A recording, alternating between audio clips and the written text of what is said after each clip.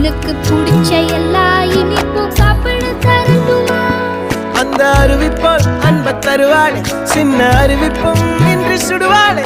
நீயும் தும்மிடி தும்மிடி ஆயுசு நூறாக, என் உயிர் உன்னோட பத்திர சொத்தாக.